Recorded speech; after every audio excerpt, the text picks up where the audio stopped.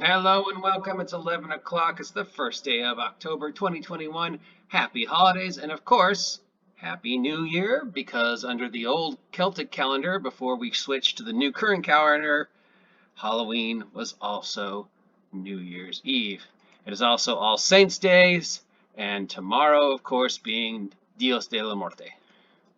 And no, I didn't forget. I just took a day or two off because, sometimes you need a break from the internet. But we are looking at the last of the core races from the 5th edition Player's Handbook, the Dragonborn, which means anything we do after this will be all the optional, weird, extra book races. If that's something you want to see me do, let me know. If you want me to stop here, let me know.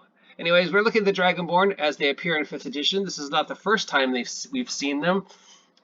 They've sort of drifted in and out of D&D in one form or another, probably since 2nd edition. Because who doesn't want to play a dragon? But, a dragon in a D&D game is sort of unfair, so there's already always been sort of official, semi-official, completely unofficial ways to have player character dragons that don't overpower. And we saw them in 4th, we saw variations of them in 3rd. The current version of the Dragonborn is sort of a accumulation of all of the various takes on the idea of half human, half dragon, but still not being too overpowered because the actual half dragon template is just ridiculous. And there's just no really way to make a half dragon on the same level as normal first level player characters. So this is sort of the happy medium.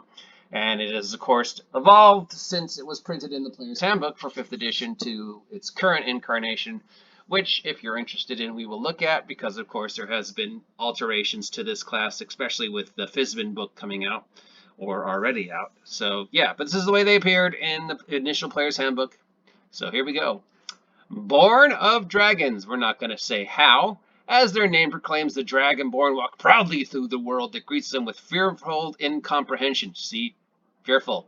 Shaped by dragon gods or the dragons themselves, Dragonborn initially hatched from dragon eggs as a unique race, combining the best attributes of dragons and humanoids.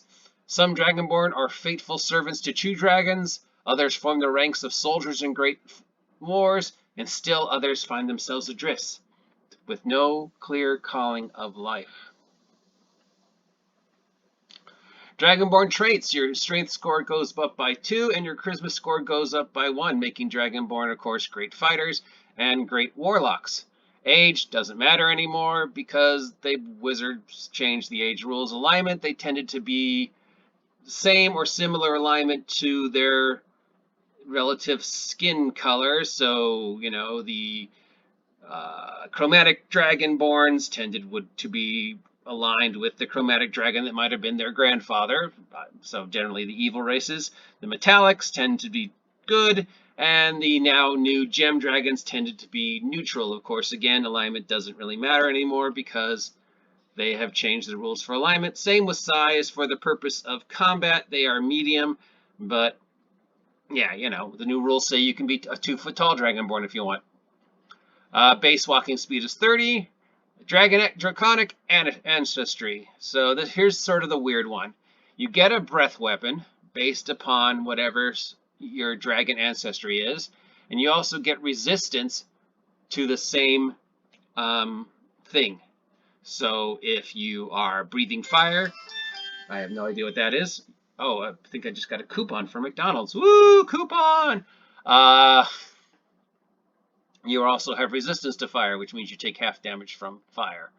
And then, of course, we have the initial dragon types: black, blue, brass, bronze, copper, gold, green, red, silver, white. This list has been added to and changed since the initial publication.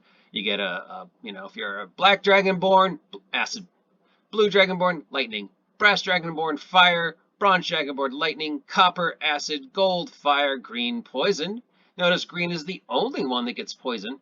Red, fire, of course; silver, cold; and white, cold. White being cold sort of makes sense. I mean, you're a white dragon, you probably live up north. Your breath weapon would be cold. Of course, if you live up north where it's cold, everything would be resistant to cold. So having a breath weapon that's cold is sort of pointless. Plus, you'd be cold all the time. So shouldn't white dragons have fire breath? just to keep themselves warm? Let's not overthink it. So here we go, the breath weapons thing. You get the ability to breathe a breath weapon based upon your ancestry color: silver, white, red, green, purple, carrot, whatever. When you use a breath weapon, it is a full round action, and you cannot use it again until you complete a short rest. The DC for the saving throw is 8 plus your Constitution modifier. Weird, since your stats for Dragonborn are Strength and Charisma, but the breath weapon's based upon Con mod plus your proficiency bonus. Creature takes 2d6 on a failed save and half as much damage on a successful one, plus whatever special effects you might want to throw in based upon the breath type. Like if you're breathing fire and they fail their saving throw, you could say things that get caught on fire. Then it goes up at 6th level, 11th level, and 16th level. You cannot use it again after a short or long rest. Damage resistance, you have damage resistance to the type associated with your dragon ancestry. We went over that. So if you blue dragon ancestry, you would have a breath weapon of lightning, and you would have resistance to lightning damage. Languages, you can speak, read, and write Common and Draconic. Draconic is thought to be one of the oldest languages and often used in the study of magic. The language sounds harsh to most other creatures and includes numerous hard consonants and syllables. I once heard somebody describe the idea of Draconic as rocks in a dryer. So if you turn on a dryer and put rocks in it, the sound that they make is probably what Draconic sounds like. Just a lot of guttural, growly, thunking noises. And the noise of the dryer slowly dying because you put rocks in it. So there we go. We have the Dragonborn race. Of course, now, this has all been changed since this was printed.